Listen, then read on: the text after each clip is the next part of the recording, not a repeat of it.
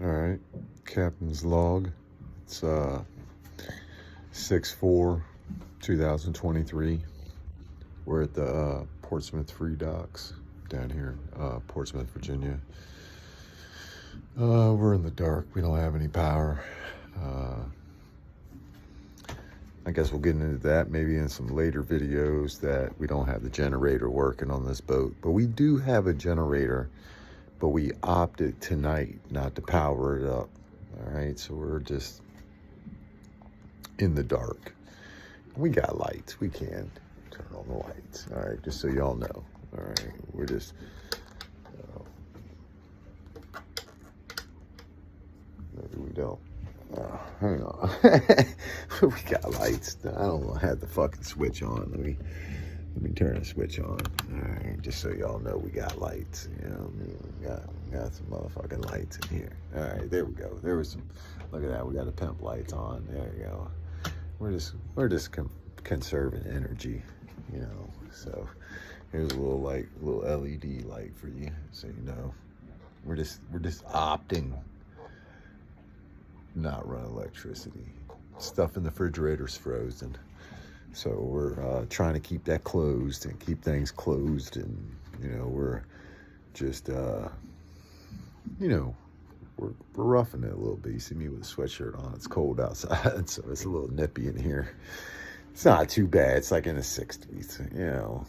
It's boat weather. All right, we had us a nice meal. We went and we're at the free dock, so we're parked, and there's a dock right here, and we were able to go over there. You got the ferry. You can see behind me them bright lights. That's the ferry, you know. So it takes you back and forth between downtown Portsmouth and downtown Norfolk. So we're right here in the thick of things. Like the battleship Wisconsin is right across from us, and the Norfolk Naval Shipyard, and you know, it's hectic. All right, but we're tied up good. We're tied up to the seawall. All right, so we're safe, and the boat's tied up. So we're just my first mate, Larry, he's went went and laid down. We went and had a little victory dinner. You know, I had some fried chicken and mashed potatoes and collards. One last little, you know, good meal before we really get out there, and you know, we're toughing it. All right, so we were right here in town, and I called it early. All right, so we didn't have quite enough time to make it to the next waypoint. It would have been close. We might have been pulling in when it was dark, and then we're pulling in when it's dark, and you know, that's real iffy. All right, it's iffy. All right, it's dark, you can't see, and I opted, just thinking that, you know, since this is the captain's log, that this is the smart thing to do. All right, the smart thing, the safe thing was to stop for the night right here at this dock. It was 6:30 when we pulled in. So we left today at like 3 o'clock. We didn't get out till late, but we got some new equipment on the boat. We got a new marine radio, and it's fully functional. We don't have the GPS on it yet. We're working towards that. We'll get the GPS, but right now we just have the radio working, and we have a new chart plotter. It's not giving us the depth or our speed, but it is giving us our course, and it's very accurate. All right, so we got a Garmin GPS, you know, and a new marine radio, and we're plugging along. You know, oh, here's the ferry coming in. I don't know if y'all can see that ferry plowing in beside us. It's about to put us to the fucking seawall right here with these wakes. It's about to jack the boat up to the side of the wall. Bam! Up on the sidewall here. But we might catch a little wake, all right? But we're not, at least, you know, it can be dangerous out there. You know, you just not tied up to anything. We're tied up to a brick wall. All right, the brick wall ain't going nowhere, so we're tied to this brick wall. All right, I got a kind of check the tide is coming in. Let me check the ropes one last time. Well, they're not ropes, they're lines, all right? They're dock lines on a boat, and I got to lock the door. We're in Portsmouth. I got the door locked so no one can come onto the boat, all right? I think I'm gonna open this door up, man. We got a little gas fumes in there. All right, so we got about close to 300 gallons of gasoline on this boat here. So, you know, it's got a little gasoline in it. You know, nothing dangerous. It's just, I don't know, 300 gallons of gasoline. However you feel about that. You know, at least we got gas. All right, we're going to start this bad boy. But if we should, you know, light a lighter around it, we're safe. I don't want y'all to think we're not safe. We are. Here's our little tie up though, you know, but you can see that's the brick. All right, we're tied right up to the seawall here. I got us tied up tight. We're tied up tight. All right, but the tide is going to come in here. You see how high I got those ropes? All right, that's because the boat is going to lift up, and we're going to lift up way up high. Tide is going to come in about 5 foot tonight.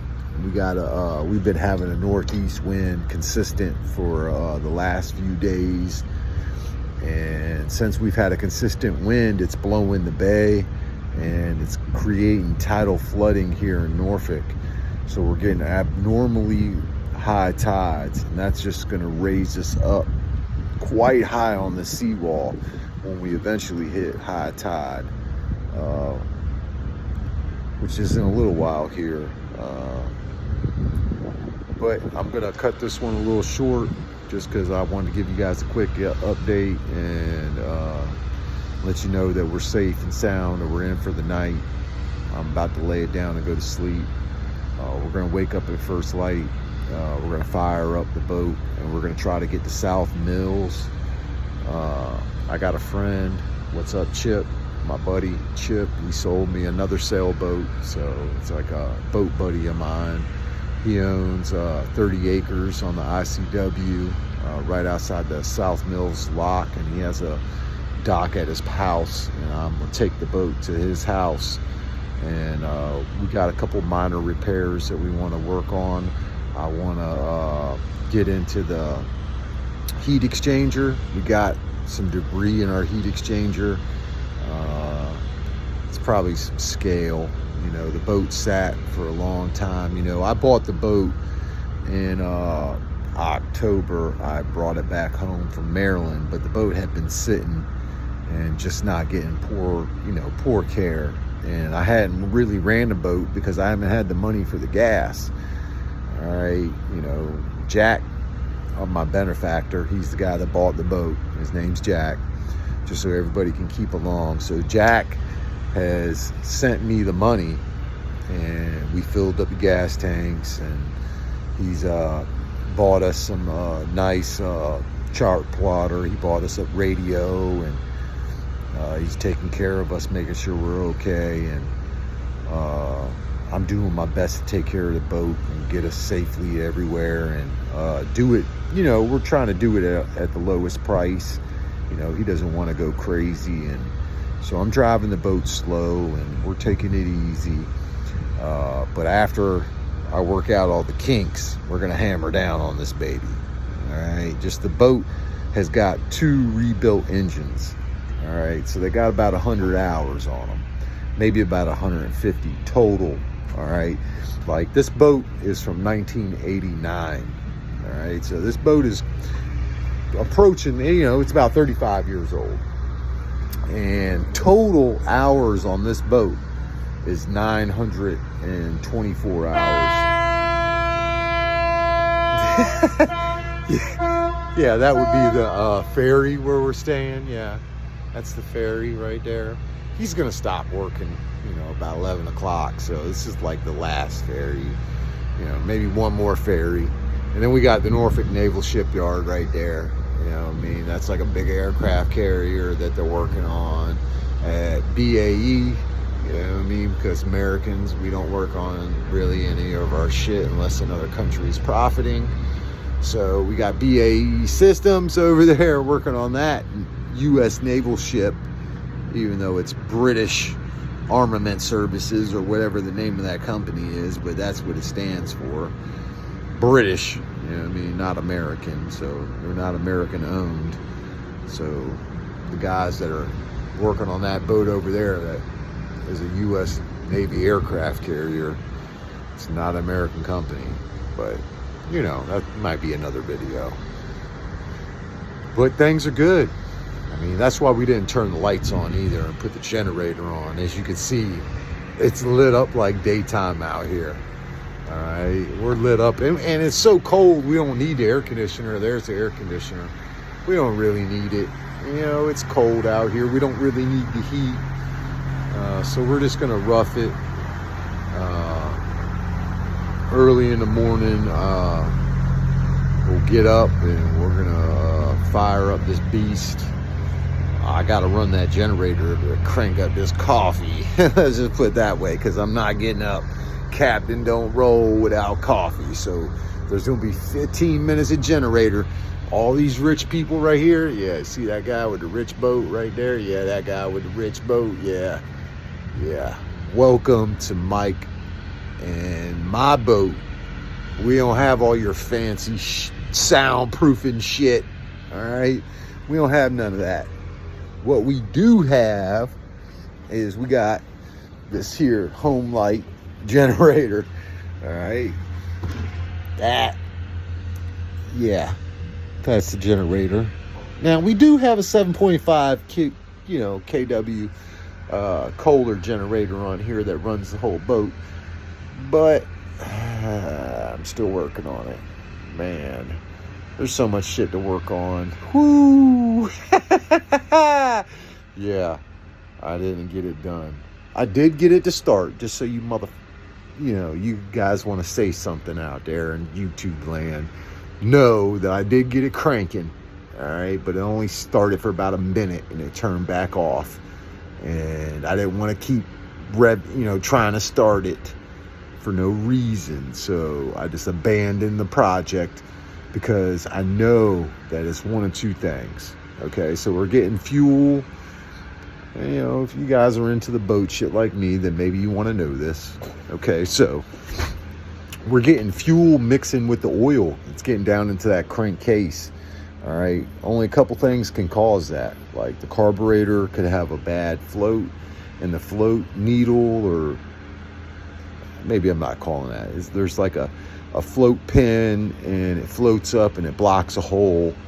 All right, and if it's not seating properly, that'll let oil get around it, and then gas get around that, and then it'll go down in top of the, get into the crank and get into the oil. Second, which what I think it is the diaphragm to the fuel pump. So we basically need a fuel pump. So the diaphragm is busted, and that's allowing oil to get down into the crankcase and get into the oil. Obviously, it's letting the gasoline get down in there. All right. One problem. It's a 1989 Kohler generator. They don't make that fuel pump anymore. They don't make that carburetor anymore. They stopped making them about 15 years ago. So we're just like 15 years too late of fixing it. All right, now they do have alternative stuff out there. Of course, they want $850 for it instead of like $40 is all it should cost. And so we're gonna make do with what we got, keep on fighting it out, and we'll get there. I'll check in with you guys tomorrow morning. I love you, beautiful. I know you're my editor.